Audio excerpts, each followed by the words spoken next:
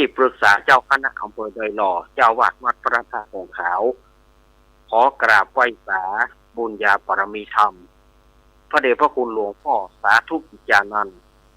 เจ้าคณะอำเภอดอยหล่อเจ้าวาดวัดพระธาตุเจ้าดอยน้อยพร้อมไปด้วยพระสงฆ์องค์เห็นทุกองค์ด้วยความเคารพ อย่างสูงสุดยิ่งครับผมสวัสดีเจแล้วก็ป้าน้อยหนุ่มผาเจ้าคนรูปหล่อเนอผมขอกราบไหว้สาครูบาลักษ์ปอนูนันเหมือนกันนะครับสวัสดีเด้อผมขอกราบไหว้สาตุลุงนอนโครูปหล่อวัดสำเนียงอำเภอเวียงหนองล่องเหมือนกันนะครับผมสวัสดีครับสวัสดีมาเจ้าเด้อตุลุงนวลครับนิมนต์จัดรายการได้เลยครับผมเจริญปอนคณะสัตยาติโยมสัทธาสาธุชนคนดีเฮาทุกท่านวันนี้รายการเสียงธรรมจากยอดดอยวันนี้เสียงธรรมจากยอดดอยกับมาปะอัตมาภาพเหมือนเช่นเคยวันนี้มาแทนแถมแล้วเนอมาแทนท่านอาจารย์วรรณชัยชยานันโทวันนี้เปิ้นบ่อยู่เนาะเปิ้นบ่อยู่วันนี้ต่อเป็นคิวของอาตมาภาพก็ต้องมามาจ๋าสถาญาติโยมเพื่อขั้นเวลาเพราะว่าดีกว่าที่จะเปิดเพลงทางสถานีดีกว่าที่จะฟังรายการที่บ่ใช่รายการสดเนาะเขาก็มาปะกันในวันนี้ทางสถานีวิทยุคลื่นพระพุทธศาสนาการศึกษาและวัฒนธรรม 104.50 วัดไฟหินตำบลสุเทพอำเภอเมืองจังหวัดเชียงใหม่โดยเมตตาธรรมของท่านอาจารย์ทัพพระครูสมุวิสุวัฒน์วรกิจโจสถานีวิทยุห้วยตองซักเรดิโอ98.75 เมกะเฮิรตซ์วัดห้วยตองซักตำบลขวงเปาอำเภอจอมทองจังหวัดเชียงใหม่โดยเมตตาธรรมของหลวงพ่อวาปีวรมานิกท่านอาจารย์ชวริต เจวังโสสถานีวิทยุมนเสียงธรรม 106.25 เมกะเฮิรตซ์วัดภูผารามตำบลจ้างเคิงอำเภอแม่แจ่มจังหวัดเชียงใหม่สถานีวิทยุชุมชนคนเหนือเขื่อนบ้านดงดำตำบลหางดงอำเภอฮอดจังหวัดเชียงใหม่สถานีวิทยุแม่วางเรดิโออำเภอแม่วางจังหวัดเชียงใหม่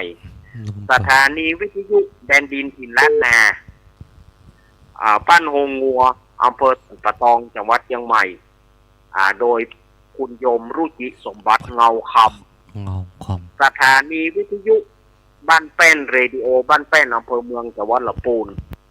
สถานีวิทยุศรีคำเรดิโอจังหวัดแน่นสถานีวิทยุชุมชนคนเมืองลี้อำเภอลี้จังหวัดลำพูนโดยพ่อครูสันนิธินาจันทร์สถานีวิทยุนิกเนียวเรดิโอสถานีวิทยุนิกเนียวเรดิโอห้างหุ้นส่วนจำกัดอนุสรณ์เรดิโอบ้านจงตำบลต้งขวาวอำเภอเมืองปานจังหวัดลำปางสถานีวิทยุเรดิโอเน็ตเวิร์กทั้งสองคลื่นสถานีวิทยุวิทยาลัยสงฆ์นครลำปาง106.50 เมกะเฮิรตซ์วัดบุญจวัดวิหารโดยพ่อครูดร.จิรศักดิ์ปันลำสถานีวิทยุลำปางสตาร์ 101.25 เมกะเฮิรตซ์ของคุณโยมดารุณีสถานีวิทยุลำพูนเรดิโออำเภอเมืองจังหวัดลำพูนและสถานีวิทยุน่านฟ้าเรดิโอของคุณโยมรุ่งนิรันดร์ปันดอนตองอันนี้ก็คือสถานีวิทยุต่างๆที่เปิดรับสัญญาณตั้งแต่เวลานี้เป็นต้นไปมาปะกันวันนี้ผมขอสักคำเดียวครับลืมเอาว่าไปขัดใจหาที่หูจักกลุ่มนางงามเปิดจะเผาศพวันนี้เนาะครับกลุ่มนางงามบ้านใหม่มณฑาทิพย์เนาะเปิดจะเสียศพวัน วันติดเนตแล้วเนาะวันติดก็คือวันนี้แล้วนะครับถ้าถอยตอนควายถอยแยกก็ไปบ้านศพบ้านโมงสามหมอยมณฑาทิพย์ก็ได้นะครับเพื่อจะเสียศพวันนี้นะเนาะอุ้ยกรมนางงามบ้านหมอยมณฑาทิพย์หมู่สามปิ่นหนูนาฝากมาประกาศเนาะลูกสาวเปิ้ลเนาะเพื่อจะเสียศพเอามาเสียศพปัจจาปตังเจริญเนาะปัจจาปตังเจริญเปิ้ลเดี๋ยวเอาอุ้ยกรมนางงามมาเสียปัจจาปตังเจริญนะครับเปิ้ลเดี๋ยวให้หอดอยากเข้าไปห่วมก็ได้นะครับเพื่อจะเสียศพวันนี้นะครับครับขอบคุณครับในโหมดจัดรายการได้เลยครับผมศรัทธาญาติโยมก็สถานีวิทยุต่างๆก็ไปแล้วเนาะมาปะกันวันนี้เป็นวันอาทิตย์ที่28ธันวาคมพุทธศักราช2568เดือน4เหนือเดือนยิ่งใต้ออกมานี่9 ค่ำวันนี้เป็นวันผีหัวหลวงวันนี้โดนเสี้ยนพญารามวันนี้ตามฉลกนะโดนเสี้ยนพญารามโอ้วันนี้นักเก๋เนอะทำการมงคลอันใดบ่ได้เนอะก็ชื่อพระเดชบอกว่าโดนเสี้ยนพญารามมันเป็นวันผีหัวหลวงวันผูกรอหาความงามบ่ได้โอ้เจ้าเฮ้ย วันผูกนี่หาความงามบ่ได้อย่าตื้อซี่เดียวว่าแล้ววันฮือปุ่นวันการปุ่นขี้ไร้เกิดผลดีโอ้วันการนี่เหมาะเจาะขี้ไร้เกิดผลดีศรัทธาญาติโยมจะทำการมงคลต่างๆเพื่อรอไปวันการปุ่นวันมันแหงก่อนเนี่ยใดมันเป็นวันดีวันนั้นศรัทธาญาติโยมไม่ต้องซีเรียสของมันเนาะมันเป็นวันดีก็เอาวันดีนะทำอย่างก็ต้องทำให้มันดีๆขึ้นมาอันนี้ก็แจ้งกับศรัทธาญาติโยมวันนี้ก็จะได้เอาธรรมเทศนาปืนบ้านปืนเมืองในเรื่องนางประภัตราเลี้ยงแม่ผู้ที่4เนาะวันนี้จะได้เอาทำเรื่องนางประภัตราเลี้ยงแม่ผู้ที่3กันเนาะผู้ที่3ก็จะได้เอามาเล่าแม่เพนซึ่งเป็นเจ้าภาพหลักอย่างเป็นทางการพ่อสมศักดิ์แม่ศรีเพนเต๋าเตี้ยวันนี้เปิ้นจะมาเป็นเจ้าภาพรักอย่างเป็นทางการส่วนหนึ่งจะการไปหาพ่ออุ้ยน้อยปอนแม่อุ้ยเงินกีนาอิพ่อสีแม่สอนขาวเตี้ย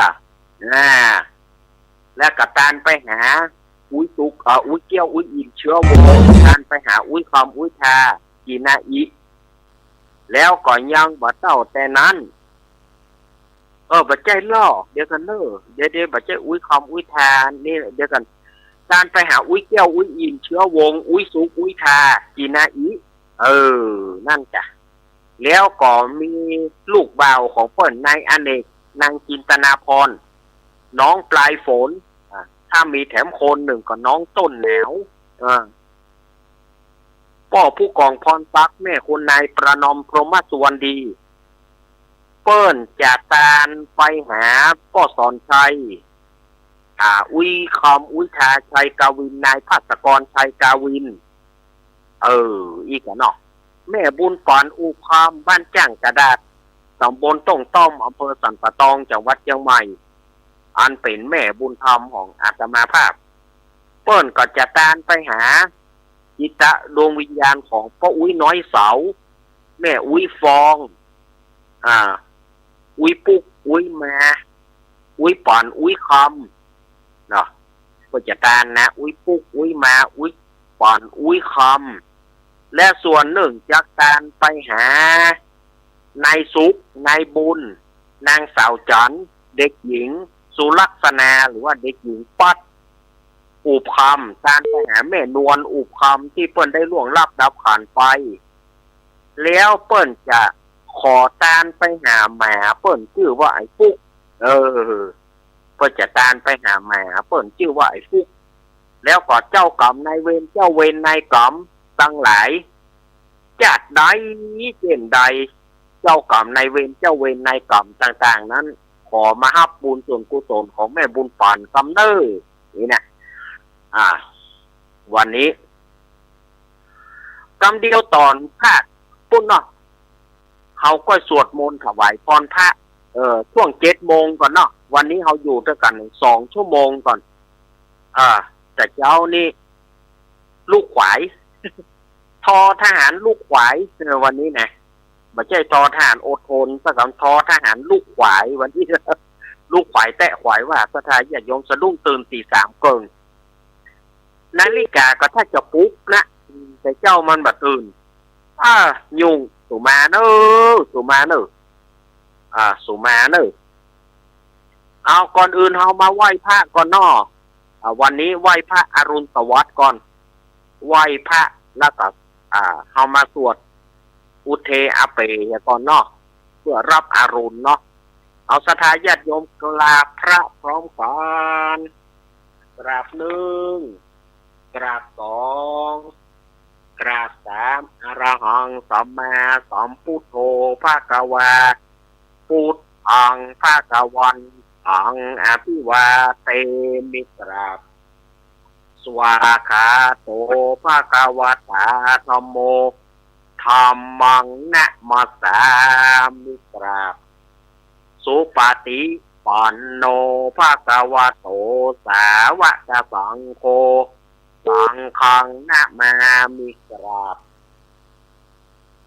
นะโมตัสสะภะคะวะโตอะระหะโตสัมมาสัมพุทธัสสะนะโมตัสสะภะคะวะโตอะระหะโตสัมมาสัมพุทธัสสะนะโมตัสสะภะคะวะโตอะระหะโตสัมมาสัมพุทธัสสะอุเทสายัญจักขุมาเอกะลาจาอาริสวโนปัทถวิปาปะโสตังตังนามัสสามิอริสวนังปัทถวิปาปะสังจายาชาคุตาวิหาเรมุติวะสังเยประมานาเวทาคุสัพพะธัมเมเตเมนะโมเตจามังปะระยันตุนามัตถุพุทธานังนามัตถุโพธิญาณโมวิมุตตานังนะโมวิมุตติยาอิมังโสปาริตังกาตัวโมโรจารติเอสนาอาเปตยัญจักขุมาเอกราชาอาริสวโนปัทถวิปปะโสตังตังนามัสสามิหาริสวนังปัทถวิปปะสังตายาชะคุตาวิหาเรมุรติเยปรมานาเวทาคุสัพพะธัมเมเตเมนะโมเตจามังปะระยันตุนามัตถุพุทธานังนามัตถุโพธิยานะโมวิมุตตานังนะโมวิมุตติยาอิมังโสปาริตังกาตัวโมโรวาสัมมากัปปายิติโมระปาริตังอโรกายาปารมาราภาสันทุติปารมังทานังวิสาสังปารมายตินิปานังปารมังสุขังกราบ1กราบ2กราบ3กราบพระเรียบร้อยอาตมาภาพก็เป็นหัวนำไหว้พระและสวดอุเทอาเปต้อนรับรุ่งอรุณยามเจ้าในรายการธรรมะจากยอดดอยโดยอาตมาภาพในวันนี้ก็วัดห้วยสนิกหน่อยเอาให้มันงามหน่อยเนาะวัดห้วยสนิกหรือว่าวัดห้วยงูหน่อย อำเภอฝางจังหวัดเชียงใหม่เปิ้นจะมีงานวางศิลาฤกษ์พระธาตุเจดีย์เนอะที่วัดห้วยสนิกหน่อยหรือว่าห้วยงูหน่อยเนอะอำเภอฝางวันอาทิตย์ที่4 มกราคมอาทิตย์หน้านี่นะอาทิตย์หน้านี่เปิ้นจะมีงานวางศิลาฤกษ์ที่วัดห้วยงูหน่อยอันนี้ก็แม่บุญปานตาเหียงแล้วก็แม่จนงพิชัยนาฝากข่าวมาแต่ว่าในแม่บุญปานตาเหียงแม่บุญปานนั้นห้วยงูหน่อยก็โทรมา ลูกเน้นจะมาก็ก็ไปกับแม่เนาะเพราะว่าเจ๊กนกพิษเปิ้นมีอุปการะกับอาตมาภาพเปิ้นพยายามช่วยเหลืออาตมาภาพมาตลอดฉะนั้นก็ต้องไปร่วมงานกับคุณโยมแม่กนกพิษไทยนาแม่บุญปานเพิ่นก็ว่าอู้อีแม่ไข่หันเนอญาติโยมทั้งหลายไข่หันลูกเนนขอนิมนต์มากำเนิดถ้าปล่อยขวายก็เลี้ยงเข้าง่ายเถอะเนอะ ว่ากันเอาม่วนบ่ได้เนอะถ้าปล่อยขวายก็เลี้ยงเข้าง่ายเถอะเนอะ แล้วก็แม่บุญปานแม่บุญธรรมของอาตมาก็โทรมาลูกเนนบ่สบายก็เข้ารายการปอกตีสามเกิงโอ้มันเพลียอย่างพ่อแม่เลยมันเพลียมันอ่อนมันหมีแหงเลยวันนี้รับจนเพราะว่าโอ้เหมือนต้นบุกว่างมันบัดรับแต่คืนนี้พอจัดรายการปุ๊บแล้วปรากฏว่ามันบัดรับเพื่อมารับเอาตีหนึ่งเนี่ยได้มันก็บัดรับเพื่อมารับเอาตีหนึ่งเพื่อรับปั้มกำสะดุ้งกะพูดโทษดีเจโทรห้องว่าเข้ารายการกะตีสามเกิ้งแล้วปูทำโมสางโค8โค9โคบ่ได้อย่างบ่โล่งงงง่างหน้าก็บ่ได้ล้างสุมาเถอะจัดรายการตึงนั้นตึง สุมาเนอะญาติโยมจะไปเอะเนอะหน้าก็ไม่ได้ล้าง โอ้สุมาตอนนี้โซใสละโซใสวายะละแต่ก็ยังจ้าอยู่นะเมาไปสวดมนต์โดยตู้เจ้าใหม่แต่กี้นะเมาไปสวดมนต์แล้วไปนั่งสมาธิโดยตู้เจ้าใหม่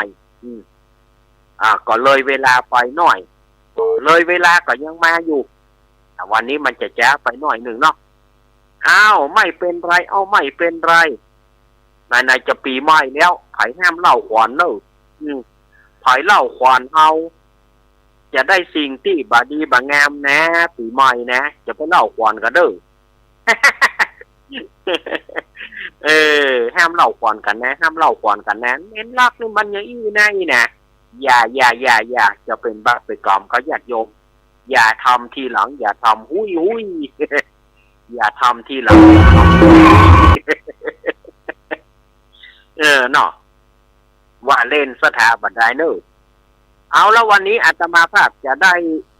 เทศนาธรรมและเล่าธรรมเพื่อกับสถาญาติโยมในเรื่องนางประภัตราเลี้ยงแม่ผูกที่3วันนี้จะได้เอาธรรมผูกที่3มาเล่าเพื่อกับสถาญาติโยมทั้งหลายเพื่อได้ฟังกันเนอะวันนี้เจ้าภาพก็อย่างที่ว่ากันนะเนาะวันนี้ก็เชิญคุณโยมรุจิสมบัติเงาค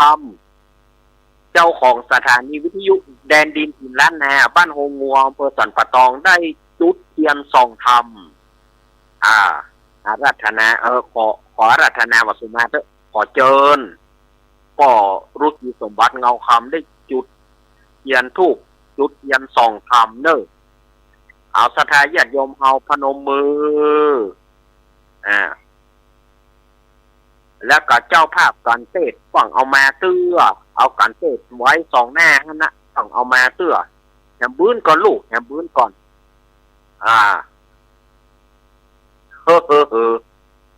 เนาะเอาอาตมาจะได้เทศนาธรรมเพื่อศรัทธาญาติโยมได้ฟังเนาะตั้งจิตตั้งใจฟังธรรมกันเนอะไหนทำแค่เอาตามไหนก็ตามนี่แบบเดียวนี่ได้ละยุ่งบันสีเนี่ยนะโมตัสสะภะคะวะโตอะระหะโตสัมมาสัมพุทธัสสะสาธะโวฟังราโสตุจานาสัพปุริสะตั้งหลายฟังยิงใจมวลหมู่อันเข้ามานั่งสู่อารามจิเทียนตามถูกตาย พื่อน้อมไว้ฟังธรรมจุงอาดาจะมาฟังอธิเอาว่าเป็นอธิสอนใจรำดับไปแต่ตนติดสึกต้นตัวไปบัดนี้แดดเอ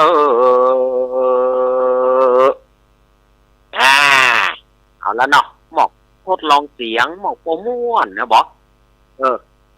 เศษนักเขาก็จะจ้างหัวเสียงอย่างแห่นี่เนาะ ใดมันเนาะเกิดมาเสียงหล่อมันก็เอียดเนาะ เนาะเปิ้นว่าผู้ลุงทองว่าใหญ่มันเป็นธรรมดาหมาขี้ไม่ยกหนังเป็นหมาที่น่าเวทนาและสงสารทุกลุงทองเปิ้นว่านะแบบที่อาตมาว่าอ้าวต่อไปก็เราจะมาย้อนทำถึงผูกที่แล้วเนาะทำผูกที่แล้วนี่นะก็แม่เมียวเนาะแม่เมียวนี่ก็ไปหากินไปเสาะหาผลละหมากลากไม้หวังจะเอามาให้ลูกในขณะนั้นพระเจ้าพรหมทัต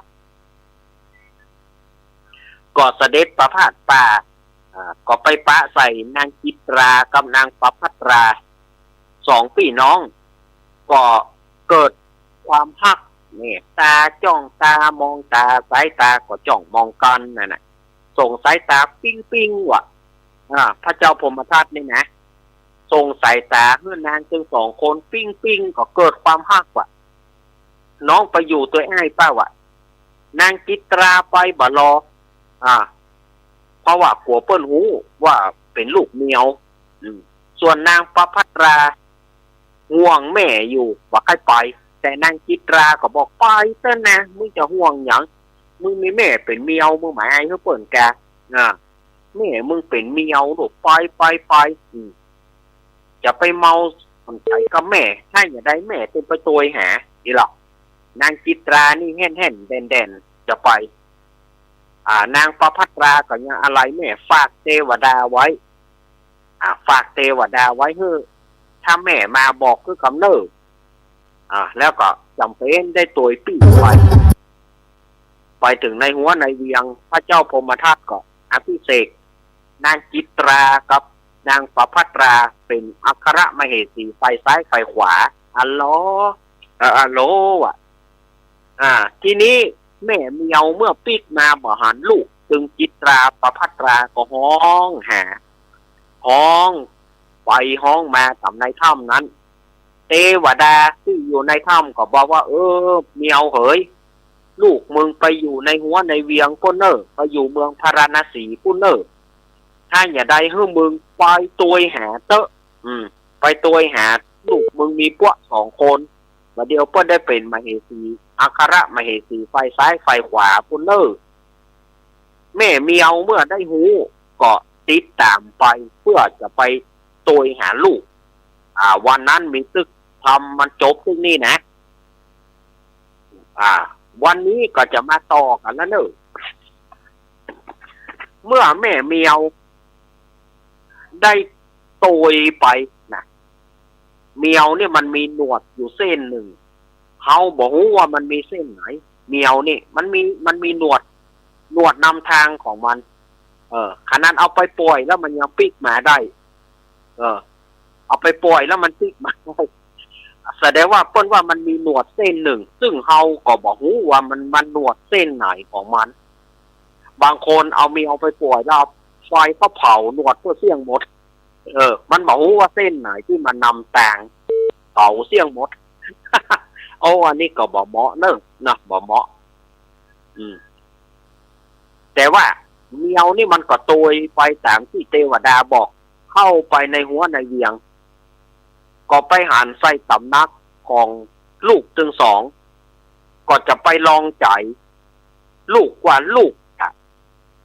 คนไหนที่จงฮักภักดีลูกคนไหนจะมีความกตัญญูต่อแม่นี่นะแม่เมียวนะบอกลูกคนไหนที่เป็นผู้กตัญญูเขาจะฮื้อกุลจะฮื้อทรัพย์สิ่งของแก่ลูกคนนั้นนี่หรอแม่เมียวก็จะลองใจนางจิตราผู้เป็นพี่ก่อน ไปลองนี่บอกคือมันหูกันเนาะอีแม่มาแล้วเนอะอีกอะแม่เมียวนี่ก็ได้แต่ว่าก็มอเออแม่เมียวก็จะไปลองใจนางจิตราพอก็เลยไปอยู่ที่สิงคันไดตำนักนะสิงคันไดตำนักไปห้องไปห้องเงาเนาะไปห้องเอาไม่เอาเนาะจับหนูเฮียตวงมาถามเอาไม่เอา อันนี้เปิ้นมีเรื่องเล่ากันนะหนูเมียวตัวปูได้เมียวตัวแม่จับหนูมาให้เมียวตัวแม่ทีแรกนี่ไปฮักกันก่อนไปจีบเมียวตัวแม่เมียวตัวแม่บอกไม่เอาเมียวตัวแม่บอกไม่เอาเนี่ยใดก็เลยไปจับหนูมาบอกว่าเอาไม่เอาเมียวตัวแม่มันหันหนูนี่ก็เลยบอกว่าเอา นั่นน่ะเปิ่นว่าไม่ได้เล่ก็ด้วยโกนไม่ใช่มนก็ไม่ใช้มนก็ด้วยคาถาทีนี้เมียวแม่นั่นก็ไปลองใจนางจิตราก่อนไปลองใจผู้ปี่ก่อนว่าผู้ปี่จะกตัญญูจะฮู้จักก็เลยไปห้องเงาไปห้องอยู่หั่นทีนี้ปรากฏว่านางจิตรามันจำได้นี่ก็แม่มันลูกอีแม่มันมาหาแห่มันอย่างนี้ฮู้นะตายแล้วก็เจ้าปี่ฮู้ว่าเขาเป็นลูกเมียวจะอย่างไรนางจิตราก็เลยบอกขึ้นนางกำนันเอ้ยเมียวห้องอีกไล่ติดก็มาเมียวไผมานี่เด็กอะนางสนมกำนันก็บอกฮู้ก็ไล่แต่แม่เมียวนี่ก็ลบไปลบมาก็ห้องอยู่หั่นนะนางจิตราก็บอกก็นั่งกำนันเฮ้ยนั่งสนมกำนันก็กูบอกคือสูไล่อีย่าสูย่าบ่ไล่มันเนาะสูมุนี่ก็ได้ก็ไล่ไปแล้วเพคะนางสนมกำนันก็ตอบหรอกก็ไล่ไปแล้วเพคะแต่มันไม่ไปเพคะมันอย่างใดกันนี่หรอนางจิตราเปียได้ค้อนเปียค้อนได้ก็นี่กะเมียวไอ้เนาะหัวเปิ้นฮู้ว่าเป็นแม่หรอกแม่เมียวก็ห้องเพื่อว่าฮู้ว่าลูกเนี่ยจะว่าอย่างไรแต่นางจิตรานี่ก็ได้บุกได้ตีแม่เมียวโอ้จนสะบักสะบอมเอาฮึดตายอีกเมียวตัวนี้นะอีเนาะโอ้แม่เมียวก็โอ้ลูกเนาะลูกแม่อุตส่าห์อุ้มท้องปลามันอุตส่าห์ฮักลูกเลี้ยงลูกมาโอ้ลูกไปอยู่ในหัวในเยียงบัดเท่าใดก็จังแม่เห็นแล้วแม่เมียวได้ก็ให้เสียอกเสียใจแล้วก็จะไปที่นางประภัตราผู้เป็นน้องก็เตียวไปโซซัสโซเซสะบักสะบอมไปน่วมบ่นอเน่ไปก็ไปหาสำนักของนางประภัตราก็ไปห้องเงานางประภัตราฮู้ว่าเป็นอีแม่มาแล้วนี่ก็เลยบอกว่านางสนมกำนันเอาเมียวนั่นขึ้นมาในปราสาทเกิดว่าเจ้าเหนือหัวมหันจะว่าอย่างใดเพคะว่าได้ว่าตอนเมียวตัวนี้กูฮู้จักเมียวตัวนี้เป็นแม่กูเอาขึ้นมากูจะเอาแม่มาเลี้ยงนางสนมกำนันก็เลยไปอุ้มเอาแม่เมียวขึ้นมานางประภัตราก็โอ้แม่ไปโดนอะไรอย่างนี้แต่ด้วยความฮักลูกก็บอกไปซื่อๆบอกว่าแม่ไปปราสาทของพี่แล้วแม่ไปตกปราสาทด้วยความเล่อของแม่ไปพลาดตกปราสาทเอาแล้วพี่บหารแกพี่บตันได้มาฮับเนี่ยเพื่อว่าลูกจะดีจะเลวจะเป็นที่โกที่กี่ฮิปโปฮิปปี้แม่ก็ยังฮัก อยู่มันจะเป็นอันธพาลครองเมืองจะเป็นอย่างใดก็จ้างแต่แม่นั้นก็ยังคงฮักลูกแม้แต่ว่าลูกเนี่ยก็ยังว่าเป็นใจอยู่แน่สถาญาติโยมเนี่ยความฮักของแม่นะมันหาประมาณบ่ได้อัปปมโนนะความฮักของแม่เนี่ยนะเป็นอัปปมโนไปซึ่งคำว่าอัปปมโนเนี่ยก็มันหาบ่ได้มันจับมันหาที่สิ้นสุดบ่ได้เนี่ยอัปปมโนพุทโธเนี่ยแม่เมียวขึ้นไปหาลูกนางประภัตราก็หายามานั่งสนมกำนันไปเอายามากูจะรักษาแม่กู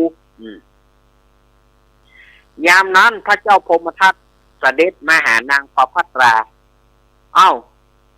น้องประภัตราน้องเอาวันเมียวที่ไหนมาเลี้ยงเสด็จพี่เพคะแม้นว่าเสด็จพี่จะจังน้องจะไล่น้องให้ออกจากบ้านจากเมืองนี้ก็ตามน้องก็ขอฮักชะตากรรมเมียวตัวนี้คือแม่ของหม่อมฉันเพคะน้องเป็นลูกเมียวเพคะถ้าเจ้าปี่บ่ทรงโปรดไล่หม่อมฉันไปเมื่อใดก็ได้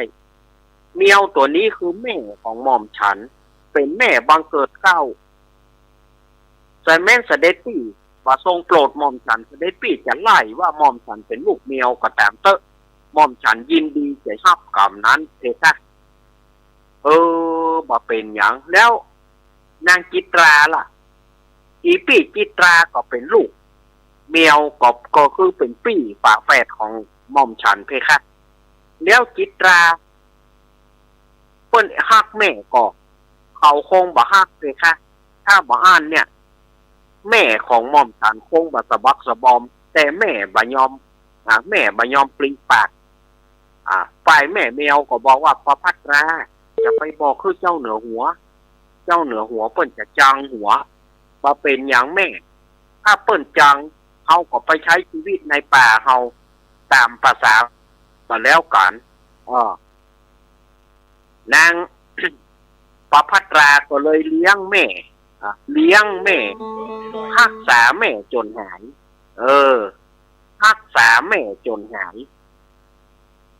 เมื่อแม่เมียวได้หายดีแล้วก็ด้วยความรักลูกบอกว่าประภัตราเฮ้ยแม่จะขอไปหาจิตราแถมครั้งหนึ่งแม่เปิ้นบ่ฮักแม่แล้วแม่จะไปเนี่ยหยังถึงเขาจะจังเพียงไหนเขาก็เป็นลูกของแม่ลูกแม่ขอไปหาจิตราขอได้หาหน้าจิตราแม้เขาจะจังแม่จนถึงขั้นฆ่าแม่ก็ยอมขอแม่ไปเถอะลูกนางประภัตราก็เลยอนุญาตเพื่อแม่ไปหาสำนักของนางจิตราไปเปี่ยวก็ไปห้องเงาเหมือนกันอันอีแม่แห่นี่นะมันจะมายิ่งหยั่ง มันได้ยินเสียงมันจำลูกอีแม่แห่นี่มันอย่ามาอย่างนี้แต่หมอก็เลยบอกนางสนมกำนันเมียวตัวนี้มันอย่ามาห้องดีอีกค้อนหยอกเขาอีก ค้อนหยอกเขาอีกนางสนมกำนันก็มาไล่ไปชิวเนี่ยแม่เมียวก็เลยขึ้นไปบนสำนักของนางจิตราขึ้นไปบนสำนักนางจิตราหันโป๊ดโคบางแอดเงี้ยวเมียวตัวนี้มาขึ้นสำนักกูมันบัดเดียวนี่แปลว่ามาขึ้นสำนักกูแกก็เลยได้เอาค้อนได้บุบได้ตีแม่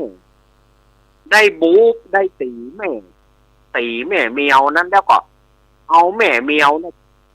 โจ่งลงปราสาทสถาญาติโยมมรณหกหลวงเนอะเนี่ยแปลว่ามรณหกหลวงไงสถาญาติโยมก็เอาแม่เนี่ยโจ่งลงปราสาทกำนี้แม่เมียวเขาว่าเมียวเก้าชีวิตกับจ้างเถอะเอาโจ่งปราสาทเจ็ดจันมันจะอยู่ได้ก่อมันก็เหลียวเตียวลูกยำเตาได้ไง มันจะอยู่ได้ก่อนเลี้ยวเตี้ยวลูกยำเตาได้กับสถายญาติโยมเนาะโอ้แม่มีเอาคำนี้สะบักสะบอมก็ปีกมาหานางจิตราปีกมาหานางประภัตรานางประภัตราถามก็บอกว่าตกประสาทแม่จะไปปีปี้ทำให้แม่มันก็อันนี้บัจเจธรรมดาแล้วบัจเจตกธรรมดาแล้วแม่อันนี้เนี่ยแสดงว่าปี้ต้องบุบแม่แล้วต้องเอาแม่ขว้างลงปราสาทแน่กระดูกแม่หักไปกระตกกระเปียงประภัตราเฮ้ยจะไปถือปี้เปิ้นเลยลูกเปิ้นก็คงอายที่มีแม่เป็นเมียวอย่าไปว่าปี้เปิ้นนะลูกโอ้แม่ลูกจำเป็นต้องว่าปี้ทำเกินไปทำกับแม่บังเกิดเก้าอีกนางจิตราก็เฝ้าดูแม่เอายาเอาหยังมาใส่ให้แม่แต่ด้วยบาดแผลมันสาหัสสากันแม่เมียวก็บ่อาจทนพิษบาดแผลได้แม่เมียวก็ได้ตายลงเมื่อตายลงด้วยจิตใจอันประเสริฐนั่นน่ะก็เลยพาให้ไปบังเกิดในสวรรค์ชั้นดุสิตไปเกิดในสวรรค์ชั้นดุสิตส่วนว่านางประภัตราก็ได้ขอหีบใบหนึ่งหีบใบหนึ่งเพื่อเอาใส่ร่างของแม่ไว้เอาใส่ร่างของแม่ไว้มาถึงตัดนี้สถาญาติโยมทำผูกที่สามจบลงเนี่ยแล้วทำจบลงเนี่ยแล้วเนอะสถาญาติโยมทำผูกที่สองก็มาจบลงเอาไว้อาทิตย์ปุ่นเนอแฮมกัมก็คงเป็นอาทิตย์หน่อยปุ่นเนออาตมาจะมาเตะไฟเพื่อนะอาทิตย์หน้านี่อาตมาจะไปฝังก็บ่ได้ปะก่อนอาทิตย์หน่อยปุ่นเนออาตมาจะปีกมาเตะมาเล่าคือฟังเนาะอาทิตย์ในวันที่ยังวันที่เนาะที่5 จันทร์ 6 จันทร์ 7 ปุ้น 8 พัด 9 ศุกร์ 10 เสาร์ 11 วันอาทิตย์ที่11ปุ้น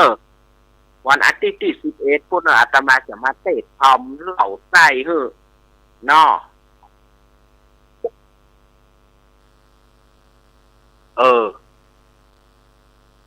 อันนั้นก็ส่วนอันนั้นก็ส่วนเปิดนะอันนั้นเขาก็จะมาไส้กันในวัน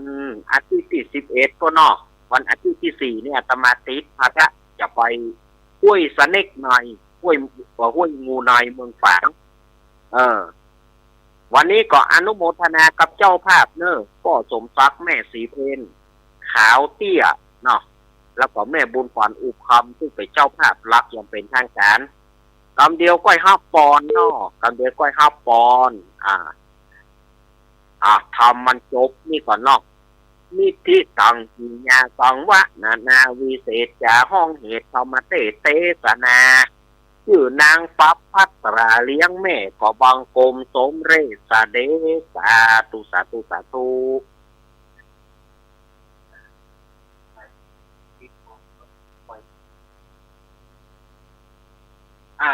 ละสถาญาติโยมทำวันนี้ก็จบลง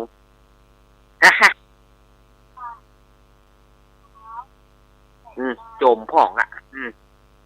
บ่โจมก็อดบ่ได้สถาญาติโยมเอาจะสุมาโคตานก่อนเนาะเขาจะสุมาเกี้ยวตั้ง3เนาะเขาจะสุมาเกี้ยวตั้ง3แล้วก็จะได้กล้วยปลาครับกล้วยปลาเกมเนาะเอาญาติโยมเดี๋ยวเดี๋ยวกันเจริญพรยายน้อยปิดวิทยุก่อนสุมาเถอะยายน้อยว่าไปอันเป็นช่วง EBC ของหันไปพดตัวใจกับพิษกำชาพดกำพันตัดไม่พดทุนยาจะมีตัวเจ้าทำน้ำพดตายวาชีวาอย่าประมาทระวังเอาไว้เถอะถ้าลุกล้างทางโหดตัวน้องอย่าไปเจออมิตรกำชา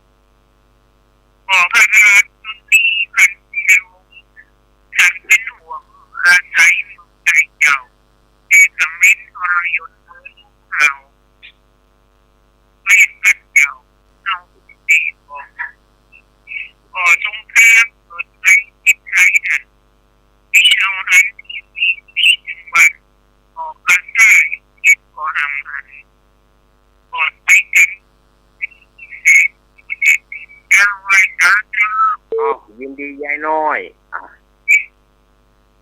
เลิกสถาญาติโยมเดี๋ยวเลิกอาตมาขออนุญาตโตสิมาตาปิตุหิอนุญาตปิดคำเดียวก่อนอนุญาโตสิมาตาปิตุหิอาตมาขออนุญาตปิดก่อนเนอะก่อชาร์จไฟอยู่มันชาร์จแบตตัวมันชาร์จแบตแล้วมันปิดมาได้วันนี้นี่ก็จำเป็นต้องปิดก่อนเอาอาตมาจะส่งมาเที่ยวต่างๆให้ก่อนเนอะสถาญาติโยมเอาป้อนหนานไอ้ใกล้โป่งป้อนหนานไอ้ส่งมาเที่ยวต่างๆเร็วโยสันนิสิโนวาราโพธิมูเลมารังสะเสนังมหันติงวิจโยสัมโพธิมากันจิงวานันตัญญารโนโยโลกุตโมตังปนามามิพุทธังตังปนามามิธัมมังตังปนามามิสังฆังสาธุสาธุสาธุโอกาสะพันเตกะแต่ปฏิสไรรัตนพันแถวพระเจ้าเจ้าตั้งสามประการและพระเจ้าเจ้าห้าจำพวก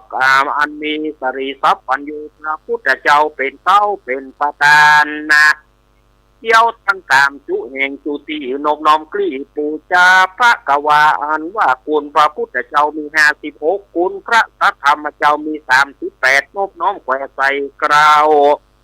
คุณพระสังฆเจ้ามี14นบน้อมกลีปูจังคุณพระวิหารังมี80,000ยกย่อยืน4,000ดวงนะนบปันปวงพระบาทพระธาตุเจ้าเจดีย์ตั้งเก้าไม้สลีมหาโพธิ์ขอได้พายโพธิ์คุณนาวัดนี้โมราสธาผู้ค้าทั้งหลายได้มาเพื่อตานฮักตาสินภาวนาฟังธรรมเทศนาก็เป็นการบัวระมวลดีพร้อมถึงที่จักได้ก็ได้บัวระมวลดีเลิศแล้วจักอำลากาดแก้วขึ้นเมื่อสู่เขหาจึงมีมัทุบุปผาบานดวงดอกเข้าตอกไว้เหนือคานนะเพื่อจะมาขอสุมายังพระมุนีพายโพธจงขอฮึกโกนจากโตสาส่วนทุติยาวิภาโกธากอันทวน2ผู้ข้าปองแต่งไว้เพื่อยกยืนไว้ทุนตำเพื่อจะมาขอสุมายังพระสัทธรรมหอมหื่นอันใด84,000ขันส่วนตติยาการวิภาโกธากอันทวน3ผู้ข้าขอสุมายังพระสังฆผู้มีศีลวิริยะงามบ่เศร้าคือพระสังฆเจ้ามากมีมวลนะบางเตื้อผู้ข้าได้ปิดทวนด้วยกายวจีมโนมินสันมีใจบ่เที่ยงมันกึดตอดดันปิดไว้ได้หลงไหลบ่ตันได้สังเกตอันละเมิดยามเดียวยามเมื่อนั่งยืนเตียวคู่เหยียดหัวว่ามันจะผิดระเบียบกองธรรมหลอนได้ลูกกำบีบนวดยามเมื่อได้เจ็บปวดกายาอาเสสาโรมาระหล่นได้ปากโป้นเสียงดังผู้ข้าก็มักหัวเป็นวจีกรรมคำปากบางเตื้อได้กล่าวคำหยาบช้าเลี้ยวไหลบางเตื้อได้จามไอโคขาป้วนน้ำมาขากน้ำลายได้ลูกได้ข้ามไก่ลูกย่ำได้ขึ้นที่ต่ำและเที่ยวที่สูงด้วยอิริยาบถตั้งสีอันบอกหูแจ้งที่เรือประมาณอาการหนึ่งหลอนว่าผู้ข้าได้นั่งยืนนอนเที่ยวเหนือพระวิหารศาลาอารามขวงเที่ยวบ่ได้ตันเที่ยวกวาดแล้วลวดลานีก็หัวจักบ่ดีไปนาผู้ข้าจักโอสูมาบางเตื้อได้มีใจอะไรหาฟังปากได้คิดเติงหาคารวะเสียหาหลอนได้อู้จ่าอู้วนความเล่นม่วนควรทำผู้ข้าก็มากลัวเป็นวจีกรรมคำปากแท้ดีลีหลอนว่าบางเตื้อได้สูบบุหรี่โอมเมี่ยงหมากสมน้ำลายบากตำลงในเหตุคงอันวิเศษก็นับว่าเป็นเหตุปะมาตาหลอนได้กล่าวกำมุสาลอยเล่นใจตื่นเต้นกลางประชุมตนยามเมื่อได้กระทำบุญกุศลอันใหญ่กายวจีมโนไปบ่ตานหอมมีจิตใจจรแตกตื่นเอาเรื่องอื่นๆมาอูกันเสียงนี่นันกาแกนอันบรรทุกแม่งกองทำก็ขออย่าได้เป็นโตสนากรรม โตดใหญ่ไปปล่อยฟังมักกะตางนิวรณ์วางโตดตองขอกับไก่เป็นแห่งห้องอาโหสิกรรมขอให้พ้นจากนิวรณนาธรรมกรรมอันจักเป็นบาปอันจักหามลาบซึ่งจันฟ้าและอมตะมหาเนรปานผู้ข้าตั้งหลายขอสู่มายังพระพุทธพระธรรมพระสังฆเจ้าผู้ข้าตั้งหลายหนุ่มเทาขอคมเก่ากับสู่มานั้นจงจักมีเสียงแท้ดีหรือกายะกรรมมากายะกัมมังวจีกัมมังมโนกัมมังสันติจะโตสังอาสันติจะโตสังอาติตะโตสังปัจจุปันนโตสังอนาคตะโตสังสัพพังโตสังคมันตุโนเอาละสถานญาติโยมเขาได้สู่มาเที่ยวตั้งสามไว้ก่อนเนาะเขาได้สู่มาเกี่ยวตั้งสามเวลาช่วงแรกอาตมาหมดคำเดียวก็มาเกณฑ์แม่เพนแม่บุญฝันและเจ้าภาพร่วมคำเดียวก็มาเกณฑ์อาตมาภาพก่อนเจริญพรมูเกเฮลกา